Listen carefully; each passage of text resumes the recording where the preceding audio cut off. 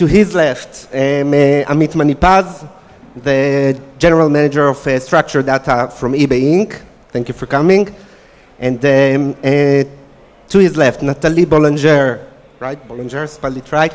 The director of Orange startup ecosystem from Orange in France. And Eran Shir from Yahoo, who is now the head of Creative Innovation Center.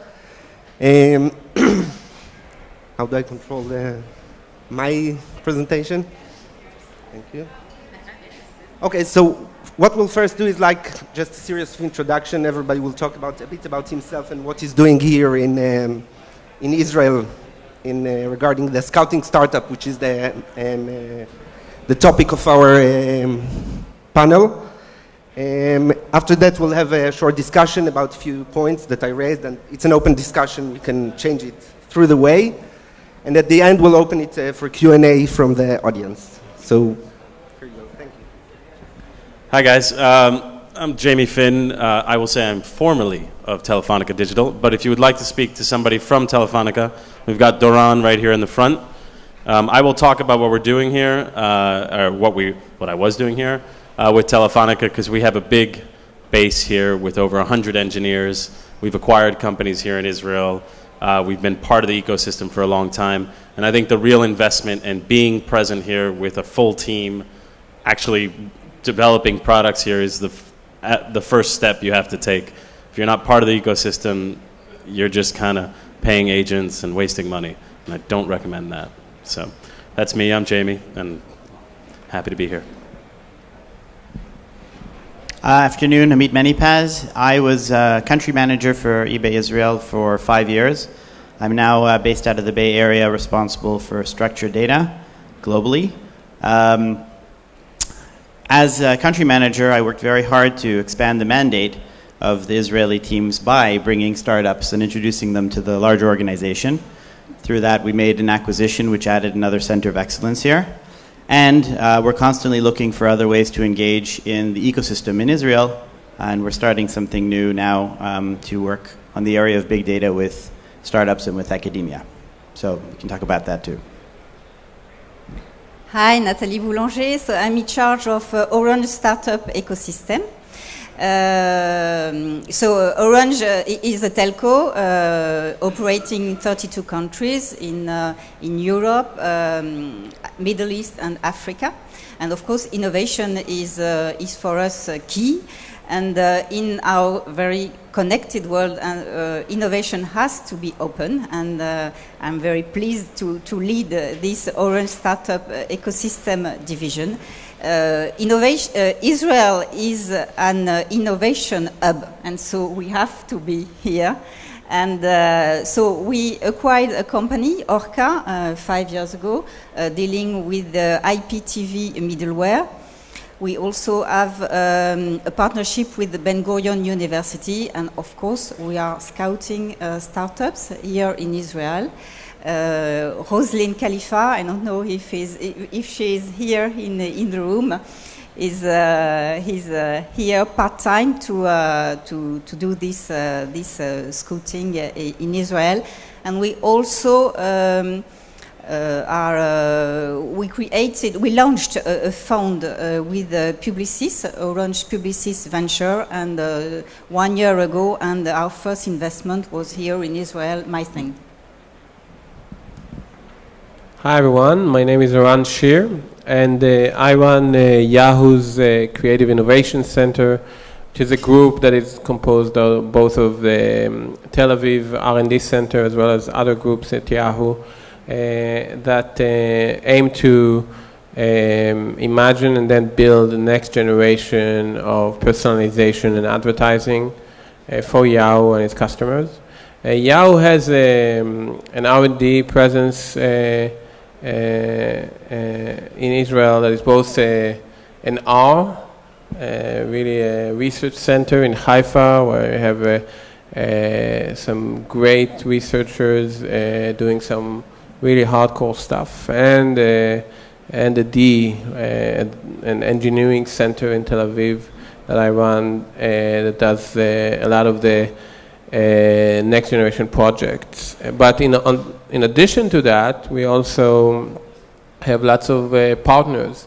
And actually Yahoo has several strategic partners, especially in the advertising space here in Israel. And we actually have an executive here in the country working on these deals, among others, and trying to foster that in an active way.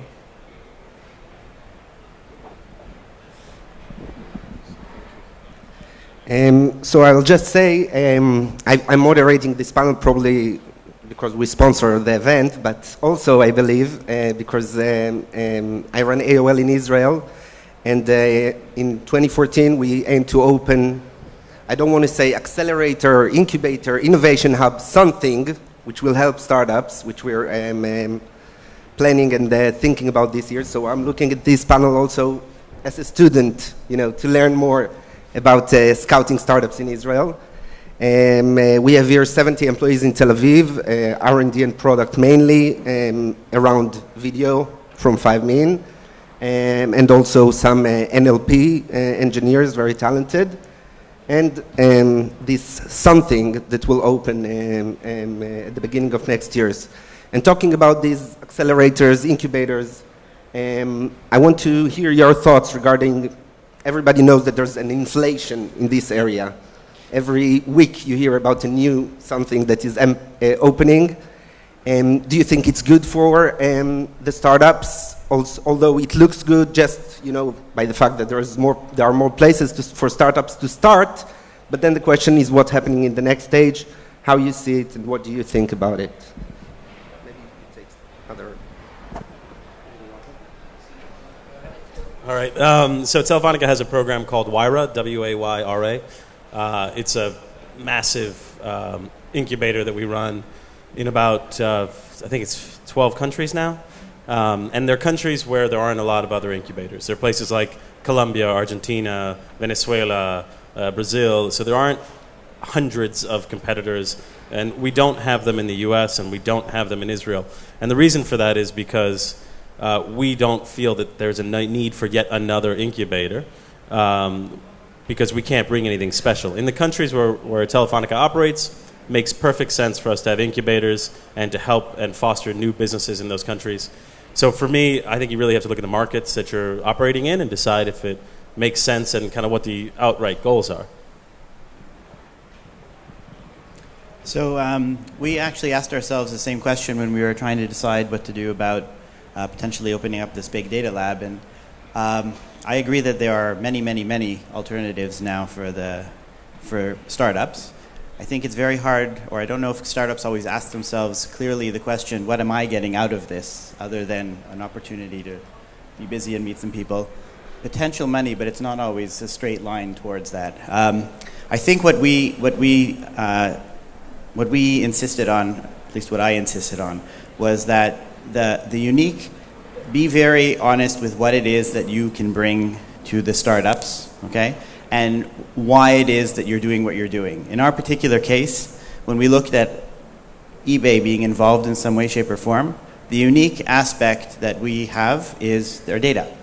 There's a global ecosystem of hundreds of markets and billions of transactions upon which all of us, can come up with all sorts of interesting ideas to generate value, insights at all levels of the stack, from the hardware through the operating systems and apps, right up to different applications. There's lots of room there to innovate. And we don't intend to be doing all the innovating ourselves. And Israel is, obviously I'm coming from here, so it's what I evangelize as well, a fantastic place for innovation. So the idea was to give other people a chance to play with us, with our data, not dictating what, but as long as they have an hypothesis, to come and learn together. And the intention here is to both nurture the natural ecosystem, and to the extent that it's something that is relevant to us, we would take it forward. And if not, we would at least help them prove whatever hypothesis is happening. And I think that's really the key. If the startup itself can understand how to get to that next step, and in most cases what they're trying to do is prove the value of their hypothesis, then it's a worthwhile thing to add. Yeah, Yes, I agree. Well, we have lots of incubators, accelerators here in Israel, but not only in Israel, and so it's easier for startups to start their business. But a startup, they need money, they need customers, they need talents. And I think as a telco, we can help them to find customers, so revenues and also talents. And that will help them to raise money after.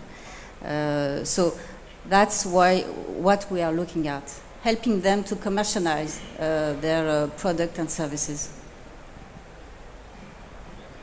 I would say, first of all, I totally agree with what was said here about finding what is the right value that is unique for you, and only if you can find it and get, legal and corporate, etc., to release it with no strings attached, then go for it. I would say another thing. We all know that there's a Darwinian selection process going on with startups, right? There are lots of startups, but we know there's a Pareto distribution of returns, and only a handful of them will actually be relevant, not even successful, but even relevant. And then the question that you want to ask yourself always is, where are you in the Darwinian selection process? Like, are you building it in a way that will attract the best and brightest entrepreneurs? Because if you're building it in a way where it's like, it's something that people will come to after they weren't accepted to this, or they didn't get money from this guy, and it's like a parking slot, then it will never amount to much. I mean, it will be like a fun thing, they'll have demo day, etc., but it will never amount to much. So my recommendation, both on the startup side and the incubator side, is definitely identify what is your unique value, but identify it from the perspective of the great entrepreneur, and think why you'll be attractive to him, because that's the most important constituency. I think all of us have, as was said, really great amount of data and capabilities that we can open up and really accelerate. I mean, with all due respect to most accelerators that give you mentorship or we can actually accelerate stuff, like really change, an order of magnitude in the execution, which is really important. But you actually need to build it so that you can showcase that and attract people. So if I want to summarize it, I think the main thing is like choosing the right startups for the corporation or for that part of the corporation that you're part of. And I would say, I'm saying, or I want to say regarding to the startups that will come, that's like looking at AOL as your playground. Like, this is my wish. My wishful thought is that I will bring every asset in AOL to cooperate with this startup at early stage, if it's good enough, and we'll make sure that it is. And I think each one of you is saying this on its own corporate. And I agree. I would just add one thing. I've seen a model that works really well in the media space, and probably plays to your point around the best entrepreneurs. Is the graduate kind of model. Think of yourself as a graduate scheme of sorts. So Turner Broadcasting does an amazing job with this in San Francisco. So they have Turner Labs, and Turner Labs is almost exclusively graduates from the best accelerators. So they're kind of the next phase, and that's been super successful for them. If you look at their portfolio, it's amazing. It's actually a funny group because they've got one guy from Apple, one guy from Google, and one guy from Microsoft who run it, and all they do is argue about who's best. But nonetheless, they've managed to get some amazing follow-ons, and that's maybe an interesting strategy to look at as well. I agree, and here I think the question that enters is, what about funding? Funding is a part of it, especially if we're talking about follow-ups, and when you fund as a corporate, what's your signaling if you don't fund some startups, etc. But I think maybe we'll talk about it after that. As you know, I believe there are many entrepreneurs here in the room. Any entrepreneur raise your hands. There are a few.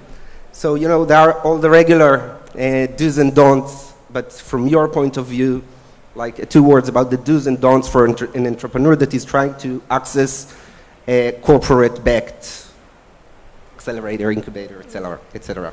So one thing that always bothers me with companies that come is, you know, we always, towards the outside, we boast about 8200 and how great our intelligent corps is, and etc.